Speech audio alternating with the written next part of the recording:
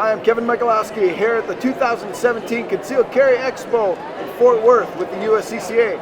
I'm here talking to Dave Young. Dave, let's talk about situational awareness. What is the single most important thing people need to be aware of to avoid a fight? Well, I don't think you can avoid it, but I think you can manage it well. And we always talk about being able to manage the process. We're never going to be responsible for the outcome. So we start at 10 feet. At 10 feet, we want to make sure before you enter a room, before you sit in a chair, before you lay your head down on the pillow, that you've identified your escape routes. Never put yourself in a situation that you can't see yourself getting out of. Absolutely. I always look for the exits. Yep, whether you're in the movie theater, can you get to the exit or just see it? And what's going to be the path? Are you going to be able to move to that exit route with cover? Do you have to provide cover? Are you going to have to crawl? Is it within your physical limitations? Do I have small kids with me? Do I got to pick up and carry? So being able to identify your escape routes at 10 feet before you enter a room is going to be real important. Once you identify your escape routes, you got to look for positions of cover. And this is whether you're carrying a firearm or not. Yep. What are the areas that can physically protect me from weapons? Especially like if I'm in a mall, am I walking and do I know where the pillars are? Do I know where the fountains are? I don't want to hide behind a big glass display. I want to maybe get behind some of the mannequins or some of the harder objects that are in a window if I need to hide. People always tell me the first rule of a gunfight is have a gun, and I always tell them no, the first rule of a gunfight is don't get shot. Look for a way out or something that will stop bullets. Yeah, I'd actually say the first thing in a gunfight is not to get killed. Yep. Right? And if you know your positions of cover, it's going to help us with that situation of getting shot. And then with that position of cover, then you're looking at what weapons you're going to have available to you. You're drawing an ankle holster, or do you have inside the pants holster? Is your spouse carrying, or you just carrying? Does your spouse have the ammo? Are any of your kids injured? You're going to have to make a quick assessment when you get to that position of cover as far as, can I make the escape routes, or am I going to have to defend here and then retreat from there? So we're looking at this as sort of a planning stage kind of thing. I don't want people to think that we're paranoid. I want people to think that we're prepared. And if you start doing this every single day, does it just become a habit? It does become a habit. They say that survival is a psychomotor skill. You have to, before you put your gun on, you're going to make sure it's clean.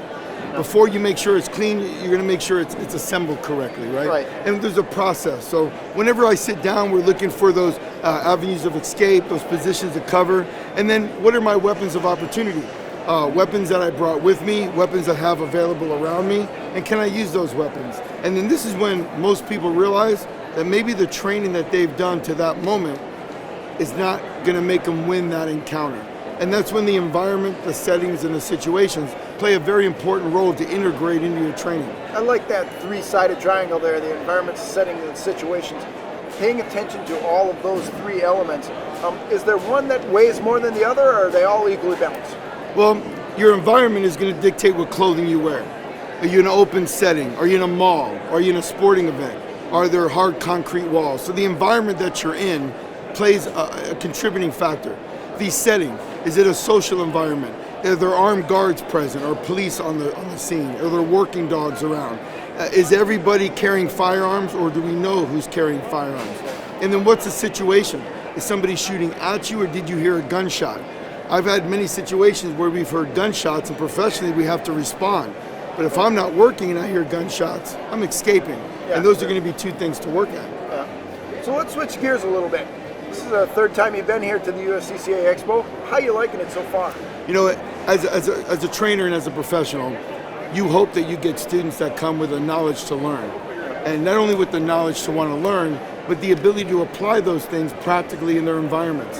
And the comments we've had have been overwhelming. We've had people drive from Canada, Idaho, Wyoming, California.